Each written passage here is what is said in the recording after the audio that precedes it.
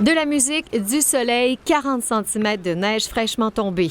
Mais la remontée mécanique principale est toujours fermée pour fin d'enquête. C'est un peu décevant parce que ça nous fait faire, dans le fond, un gros détour en montant par les bulles puis les tortues. Plus d'une semaine après l'arrêt brusque des télécabines qui a fait 21 blessés, nos sources indiquent que la station a dû encaisser plusieurs annulations. Le mécontentement se fait sentir, notamment ici, sur la page Facebook du Mont-Sainte-Anne.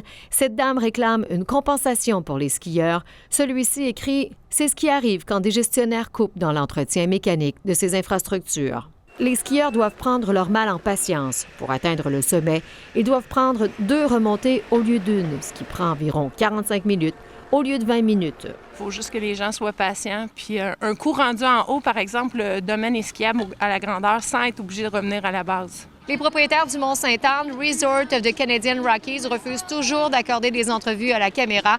On nous réfère plutôt à la page Facebook du Mont-Sainte-Anne. On peut lire que des inspections et des tests en collaboration avec des experts et les autorités concernées sont toujours en cours afin de déterminer avec précision ce qui a causé l'incident. Des hypothèses et des pistes de solutions sont envisagées. Soyez assurés que nous vous aviserons dès que nous aurons plus de détails. J'ai confiance en eux qu'ils ne vont pas repartir les gondoles si le problème n'est pas tout à fait réglé. On espère qu'ils vont trouver rapidement qu'est-ce qui se passe puis que ça va être remis en fonction, mais j'aime mieux qu'ils prennent leur temps puis que tout aille bien.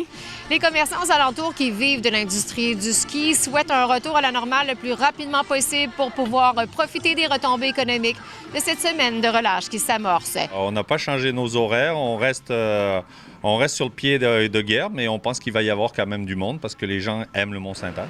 La station de ski n'offre aucun dédommagement pour sa clientèle.